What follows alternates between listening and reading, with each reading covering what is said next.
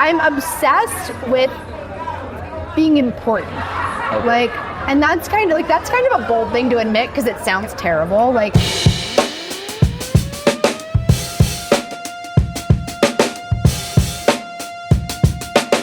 Bienvenidos al primer episodio de Raw File. Tal vez estén preguntando qué es Raw File. Esto es Raw File. Es un segmento nuevo de Reenfoque donde vamos a, más que entrevistar, platicar con gente del medio que admiro, que nos puede dejar algo, que tiene puntos de vista diferentes, variados, inspiradores. Y pues nada, este es el primer episodio y probablemente el único en el que me van a ver hablar a mí al principio, porque cuando grabé esto originalmente no tenía ni la menor idea de cómo se iba a llamar. Así es que hoy les dejo este pequeño clip introductorio. Y sin más preámbulos, nos vamos con la invitada de lujo, Brooke Shaden. Y si no aparece, no importa. Lo importante es que tenemos una súper duper entrevista con la que vamos a empezar, de la cual estoy muy emocionado y que significa muchísimo para mí. Va a ser en inglés, porque inglés no habla español. Poco. No habla español. Vamos a hablar inglés, ya van a ver subtítulos abajo, lo cual de nada vamos a tardar un chingo haciéndolos, pero está bien. Es porque todos entiendan esta entrevista y la pasen chido y aprendan mucho y se inspiren. Brooke Shaden, how are you doing? I'm so good because I'm here with you. Yeah, me too. Yeah. This is so great. I love this. I wanted this to happen for so long, and it's gonna be all about you, but I'll just give the headliners, and then it's gonna be all you. I But like it. yeah, all I do right now in photography started with you. So, No. Yeah, well, not everything, but There we go. you were the turning point in my learning process. It's really nice.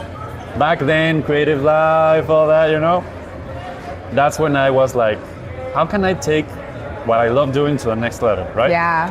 And then one thing led to the other, and then some Brooke Shaden was giving some course in creative life. I was like, okay, let's see what that's in. And I was like, is that even allowed? So, photography, right? It's like, this should be done this way, in this format. Very rigid.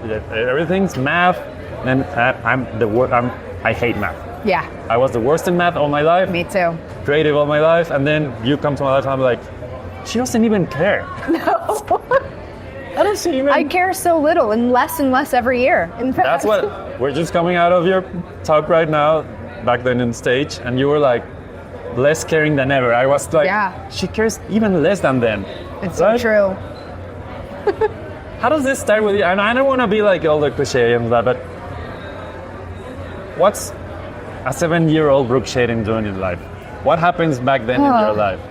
I have a theory about this. I'm going to tell you about it. Yeah, I was a deathly shy child. I didn't talk to anybody. I cried a lot. Wow. It wasn't a great situation. Well. But I always felt like I had something really important to say. And I think a lot of kids feel that way, oh, I'm gonna change the world. I'm gonna say something important. I'm gonna do something great. And then you have to work up the confidence to do that. And I never did, 7-year-old me was writing poetry and up in a tree somewhere and wow. and thinking this is amazing, but nobody's ever going to see it, And so it took a while to develop that confidence and the language of confidence to know how to proceed. Yeah, it took a long time. So your favorite thing in the world when you were 7 years old was writing poetry. Yes. How does a 7-year-old write poetry? That's amazing. Really badly. I love it. And that's good. I mean, art should be bad more often, Right? Yeah, just writing, creating, taking pictures with wild abandon. Who cares, I think about that a lot, the me as a child, or me who never knew what success was or failure was, and how you would just create anything because it didn't matter where it ended up or how it ended up, and why don't we do that more often? It's so silly. That's it. My theory is that whenever I give workshops, I tell people, think back when you were 7 years old, and I'm sure everything you need to know is happening when you're 7 years old. And somehow, some way, when we grow out of that age, it all starts going into the background, right? Fading out. It does. And largely because of other people saying, you won't make money if you do that, or this isn't practical, or that's weird, or, and then you just learn internally, oh, I'm doing something bad, and then you stop doing that thing. How was school for you? Not great. Where were you born, raised? I was born and raised in Lancaster, Pennsylvania, in the U.S. Okay. And it was like very like farmland and suburban and stuff, and like really normal. And I always felt really normal, like I fit in there, you know. And like all the other kids grew up and were like, I can't wait to get out of this town. And I was like, I like it here. I think it's fine. Yeah. And then I ended up doing like the weirdest thing ever. So I don't know how that happened, but yeah. So I guess your 7-year-old evolved. It did, yeah. And just kept going, right? It just kept going, yeah. But school was hard for me. Like I have a learning disability. I don't learn in a very traditional way. And I think that's why art has been such a savior as an adult. This is something you don't really talk too much about in life, and people don't talk about not. Yeah. I would love to know what it means for you, whatever that is, to have a learning disability, because I'm sure it's not that big of a deal. Right.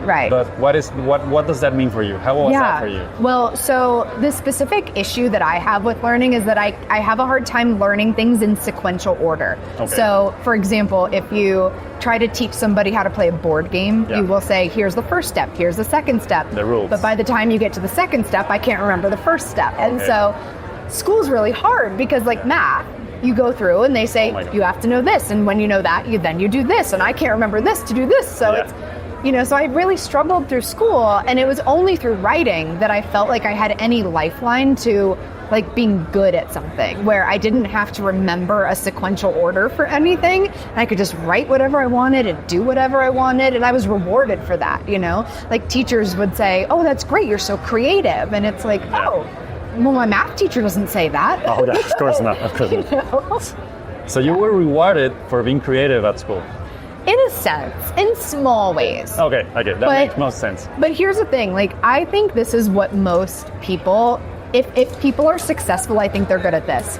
I think they're good at celebrating really little successes, like really little wins, where maybe other people wouldn't perceive it as a big deal. But for me, I got very little praise by other people growing up. And so when somebody said anything, even like neutral, that wasn't bad, I was like, oh my gosh, I'm amazing. I thought it was so incredible. So it didn't take much for me to be like, oh, I'm not failing this class. I must be amazing at this thing.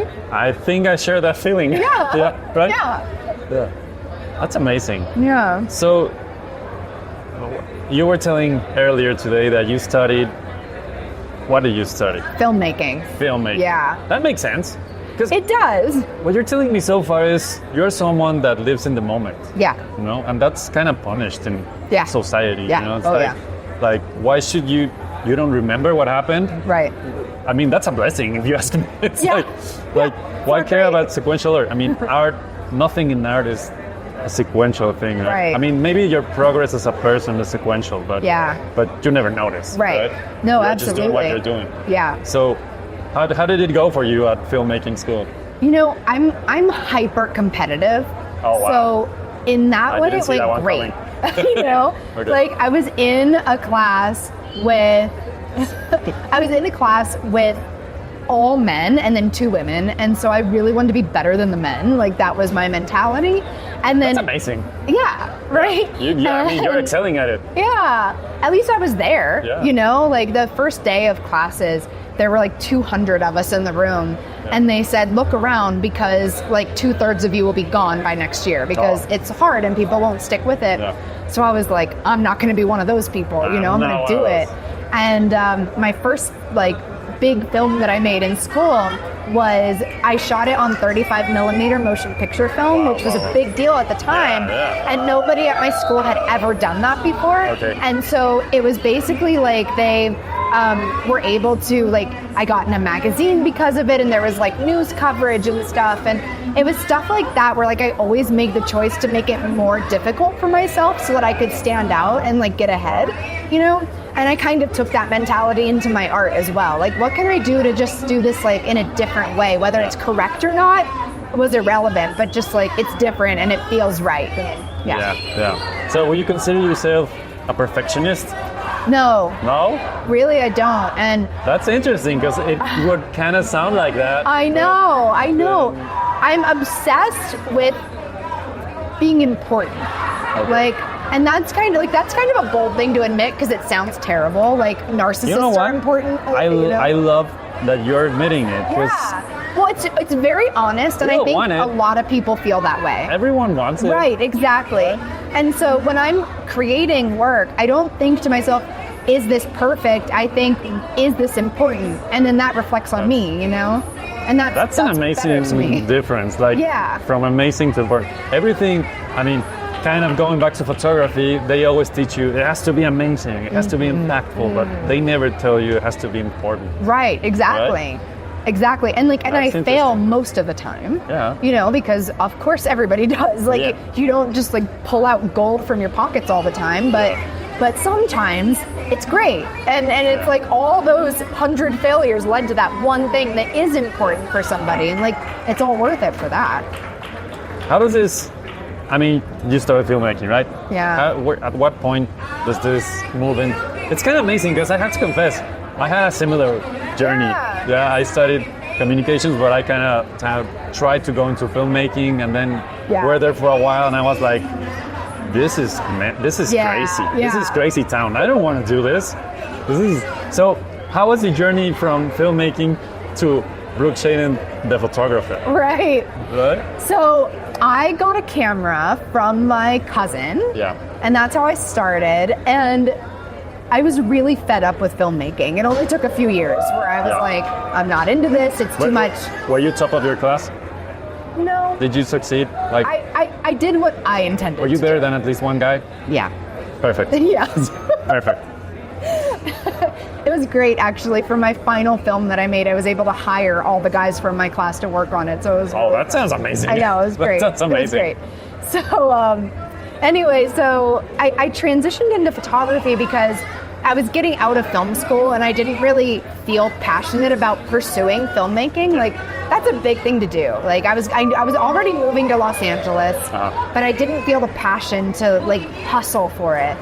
And so I thought, how can I like do what I'm doing with film, but it was not going to take me a year to express one thing. So I started with my camera and I started taking pictures of like a friend in a field of flowers and like things. And every time I was like, I hate these. Like, this is so pointless. What is this?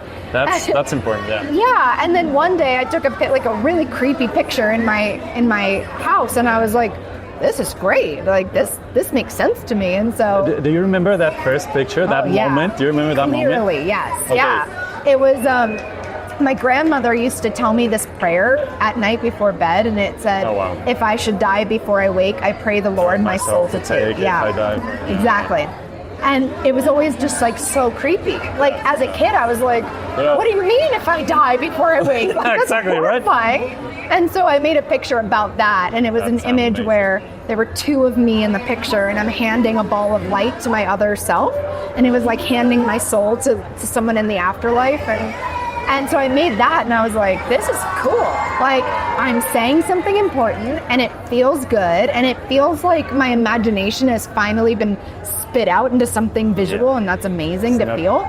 And then literally every day for the next year, I made a new picture, and it never stopped. That's amazing. That's You say it so casually, but that earlier today I was talking about that exactly. Like, how many of you guys, I was asking the crowd, right? Yeah. How many of you practice weekly? Yeah. Like, two of them raise their hands. Oh my right? gosh, How many of yeah. you practice every 2 weeks? Like, how many of you practice daily? No one did. Like, guys, gente, practiquen diario, ya vieron, diario, every day. Right? So important. And like I did it every day for the first probably 2 years, and then I moved to maybe like 5 times a week, and now I'm at probably I do like 2 shoots a week, but I'm That's still more than editing anyone a lot in here. Right. Right? It's a lot, and It's a lot. and you know, and that's on top of other things. Like I write novels, and I spend a know. lot of time doing that. I wanna ask and you about that. You know, like I do a lot of other things. So I think as long as your brain is working creatively every day in some way, that's really useful. It is. At what point? Because it's amazing how you just wanted to do what you wanted to do, right? You started doing it, and then it just blew up, Yeah. right? I mean, kind of. Yeah. To us, looking from the outside, it's like she keeps doing it. I get it. She just does it. So, I mean, she okay, just but goes. here's I love a that. great point about this, though. That's what I want to ask you. How do you talk about this to the people watching this and going like, Yeah. right? So I have a lot of students who I teach, sometimes I teach business and stuff, and how do you build a career? Business, like photography business? Yeah. Amazing. And a lot of times people will say, well, I want to be in a gallery, or I want to, do something, but how many pictures do I have to have? Or what's the right amount? And I think about how I started writing to galleries after I had been a photographer for 6 months. I had never done anything important. I was just making pictures in my little apartment, And for some reason, I was overly confident, and I was like, I'm gonna write to 100 galleries this summer, and I did. And almost everyone said no, except for one gallery, and they said yes, and that was all I needed, But at that point, I had taken a picture every day for 6 months, so I already had It has to work. 150 pictures to show. Yeah. And they weren't all good, but enough were that I could show a gallery. That's 150 pictures. Exactly. More and than many people take in a year. Right. And the gallery said to me, we don't like any of this except one photo. Yeah. And they said, if you can make a whole series based on that picture, we'll take you. And I was like, I can do that. I was born with this. And so when people say to me, well, I've done 20 pictures, am I ready? Keep going, Yeah. And that's why it might seem like I started my career and have never looked back, and that's true. Yeah. But when you already have that many hours under your belt, I just put in a lot of time in a very short span, and then things started rolling. But in my first year of business, I said to myself, I have 3 goals. I want to be in a gallery, I want to write a book, and I want to teach a workshop. And I did all of those things, and none were successful at all. Wow. But I did them. And then the next year they got better, and the next year they got better because I was really focused on what I wanted, out of my career. So now I do all of those things still, but I get paid for them, and that's what we're trying to do. So kind of what I'm getting from this is, you love photography, you live, dream, eat photography all the time, but there's also a business part of this that maybe you don't see when you do it, but what you're doing. I was watching your stories the other day. You're like, I'm writing here in a cafe in Mexico City, writing the resume, and you just keep going every day, and you have to be intentional about what you're trying to accomplish and specific about it, not just I want to be successful, but in what way do you want to be successful? And especially if you think next year, how do I want to be actually spending my time day after day? Answer that and then build your life toward that, So that's what I'm trying to do. That's amazing. So I get this a lot from students and all that. They're like, oh, I love doing photography, I love creating, but that's it, right? Yeah. They're like, how can I be successful? It's like, well, it's a journey. Yeah. It's a big journey that you have to keep creating. So does this mean that's how you get to your style? Because that's the other question that I get all the time that I'm like, oh man, if I only had 12 hours to speak with you and a whole lifetime. Right. How do you develop a style? It's like, what do you say to people when they tell you? Because I'm sure they ask you that. Yeah, I think you have to tell people not to be afraid to be honest about what they actually enjoy. Like death. Yeah, there are, exactly. Right? Yeah, weird things. There are a lot of people who genuinely don't, they like everything. And that's hard when you love every type of photography, Yeah. It's really hard, and I sympathize because I don't. I don't care about photography at all, really. I just it like makes art, sense. And that's a big difference. Yeah, but for me, I've always been very specific in my style. My writing as a teenager feels the same as my filmmaking as a young adult, and that feels the same as my photography now. I'm sure. There's a lot of overlap, and so when you start to think of it like that, I just keep going back to, if I could only make one thing in the world today, what would be the most amazing thing I could make? And I do that every day. And if it changes, it changes. But if it doesn't, then you're building on a style, But I think if people are more honest about what's the coolest thing I could make for me, that I think would be amazing, just do that more, You make it sound so simple. It is. That's people complicate things. Yes. Yeah. Dejen de complicarse la vida, muchachos. They stop complicating things, right? Yes. Right? How's the writing coming? Good. You have a book already. Yeah, I finished one book that's out on submission to publishers right now. But my next one is 3/4 finished as of right now. 3/4, like. Yes. Is it going to be a trilogy or something? No, it's a totally separate novel. It's fiction, right? Yeah, it's a young adult fantasy. Adult fantasy. Yeah. Do you think I have so many questions. It's being edited in December, and then in the new year it'll go out to publishers. Are you doing your own cover? I hope so. That would be amazing. I know. Right? It would be great. Do you get to choose that, or they tell you? Or how's that work? Usually not, but you know, I know how to advocate for myself. I'm clear about that. I'm crystal clear about that. Do you see it as a movie or something? I hope so. That's amazing.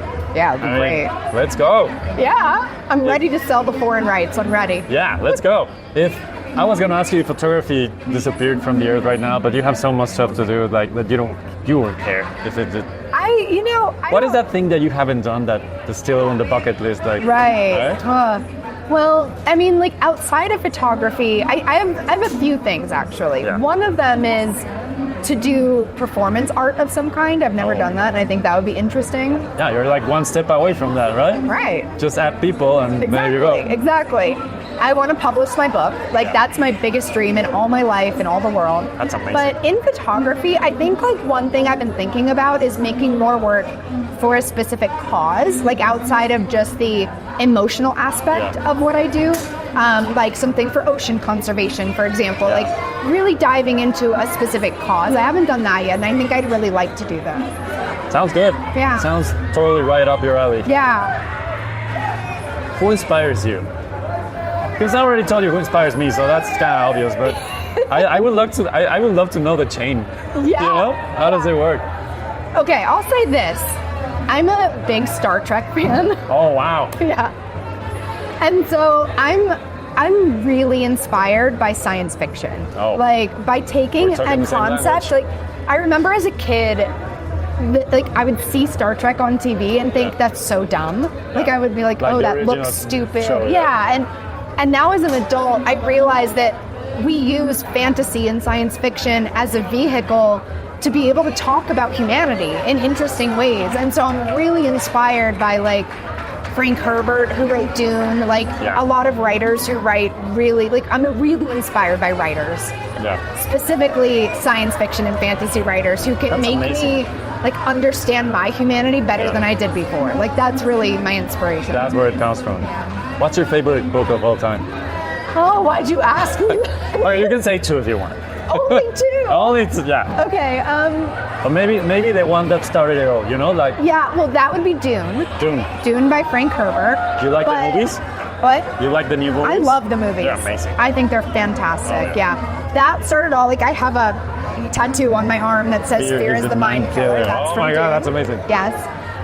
But more recently, there's a book called Piranesi by Susanna Clarke that I think is one of the most beautiful books in modern day writing. Really? Yeah. I'll have to look into that. It's beautiful. Sounds amazing. I have to read it now. It's your fault. Please do. Amazing. Yeah. I could keep going. Yeah. This is amazing. You're pretty great. I could keep going too. This is just a really great moment in my life. It's like when I started this, there was a moment, and this is for you guys, that I said, someday I'm going to interview Brooke and speak with her, and we're gonna be friends. We are friends. We are friends. We're having an interview. I think we're having a talk. This is not an interview by any means. Thanks so much for coming to Mexico again. I'm so happy to be here, and I'm so happy to know you. And to be friends me with too. you. It's amazing. It's really a pleasure. Yeah, you know? I agree. Like, this is the kind of thing that I always talk to my students about. It's like, photography is amazing and all that, but what I really get out of it is this, right? The 100%. The being here, knowing people. The experience of getting it, to know people that connect you with other people, and then just letting life happen, right? And going like, I just met Brooke Shaden the other day. I didn't know she was there, but I sat right next to her and had dinner, and she had the worst quesadilla in existence. And it was like, well, she was she didn't like Mexico that much, I guess. Because it was terrible. We ended up in Chedraui and in the supermarket buying stuff. Estamos en Chedraui con Brooke Shaden. Top 10 momentos Marta y Gareda de cualquier fotógrafo. These seals because we need to tell people Mario Vera haciendo una labor especial, espectacular de... En la selección de los cacahuates y semillas, ¿cómo no? Correcto. Charlie, ¿nos puedes narrar qué está pasando? Simplemente estamos viviendo la mejor experiencia de nuestras vidas. Después de haber sentido toda la fotografía y nuestros ahora sentimientos, ahora tenemos que encontrar comida orgánica vegana. Para Brooke Shaden, sí señor. What is this? I'm learning about excess calories and Oh, those stickers. Excellent. Estamos introduciendo a Brooke Shaden al mundo del arte. But I already have this thing. It looks the same. No, it tastes the same. ¿Cómo diferencias el latte del tamarindo? I feel like I Krishna, ¿cómo diferencias el latte del tamarindo? Yo no sé, güey. ¿Cuál es la diferencia?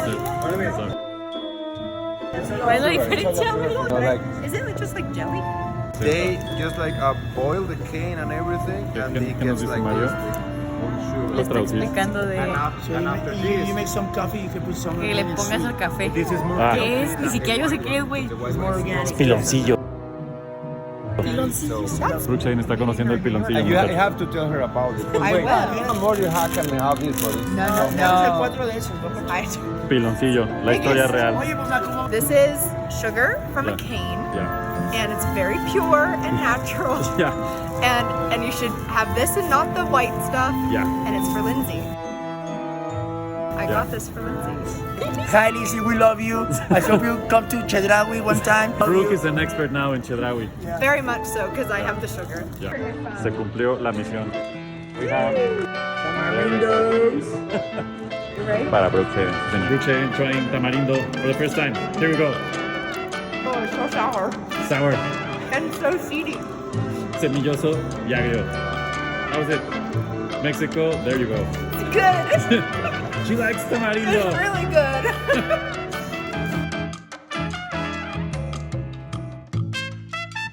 You know why I'm back here in Mexico right now? Because of you. Oh, really? Because I had the best time meeting you and hanging out and getting to know you, and I thought this You is just I made wanna my come day back. again, Brooke. It's true. More than once. 100% true. Amazing. Thanks so much. Thank you so much for being here. You can come any day. I will. Mexico is your house. Anytime, Thank you. you'll be. I don't know what happened this time. You were too busy being a tourist, which is amazing because Mexico is so big, and It was I mean, really fun. You know, so I hope you really experienced Mexico some way, somehow. And did you get anything like you went to a museum or something? Like, did you went to the National History Museum, you know that? Or what museum did you go? I don't remember actually. What? I don't know. My question was geared towards, did you see anything that clicked that you said, oh, this is interesting? I actually saw a mural yesterday. Yeah. And it was a mural of flowers that were turned into like dark, weird creatures. Oh, wow. I don't know where they took you, but where did you go? But that sounds amazing. It was great. It was just in a park. And it was so nice to just like see art out and about on the streets, you know? Yeah. And like really interesting, surreal, odd stuff, you know? Yeah. And it gives me such hope for people. Like that there are people out there just making weird stuff and creating, it's right? on the street and it's visible and it's not, you know, kept behind a locked door somewhere and stuff. And Yeah, it's so just beautiful. existing there, right? Yeah. Just like you, existing in your forest and doing crazy stuff. And Exactly. Brooke, thank you so much for your time. I know you have to go. I know how you have a very busy life because you're Brooke Shaden, of course you do. Now I know more about you and know why things happen. So I think we're exceeding this. So thank you so much. I hope to maybe si quieren una segunda parte, díganlo. If they want a second part when I go meet you wherever you are, or you Yeah. come back here, we'll have another Until talk. we meet again. Until we meet again. Thanks so much for your time. Thank you. Is there anything you would say? Yeah, this is it. I have to ask this. But is there anything you would say to the people watching this about anything you need them to know? Just don't stop making stuff. Like, you know, like it's so simple. Like we said, like get up every day and decide how you're going to be creative. And it doesn't matter if it's bad. Yeah. Just keep doing it every single day. Yeah. You know, there's always somebody who needs it. And we always think that there's not, but there's somebody who needs it. So There's- just do it every day. There's a teacher that says, if you're creating anything, somewhere exists that will need that you're doing. I very much believe that. And it's 100% what you're saying right Yeah. now. So Exactly. there you go. Muchas gracias. Thank you very much. Until we meet again, Brooke. Yes. Thank you. Yes, I would say, how can people follow you? If they don't already follow you, it's kind of stupid I'm saying this, but Brooke Shaden everywhere? Yeah, on my website, all of my social links are there. So that's Yeah. the easiest way. Sign up for my newsletter there. Yeah. And then on Instagram, it's at Brooke Shaden. And on Facebook, it's at Brooke Shaden Photography. Is there I always forget the name. I'm so bad at that, but the inspiration thing you do, you went to London this year? The conference, yeah. conference. Yeah, it's all on my website, brookeshaden.com. So Okay. yeah. So is there one happening this year? 2025, yes. 2025? Can we know where? I think it's in Maine, in the US. Oh, wow, Maine. Yeah. That's Stephen King land. That's gonna get creepy. I want to go there. Please come. Yeah, I need to go. Yes. Creating passion, right? Yes. Thanks so much, Brooke. My pleasure. Muchas gracias por ver este primer video, entrevista inspiracional, lo que sea. Comentarios, allá abajo, cómo seguir a Brooke, allá abajo. Si quieren mandarle palabras a Brooke, mándenle palabras a Brooke, ya sea aquí abajo o en sus redes sociales. Hasta la próxima.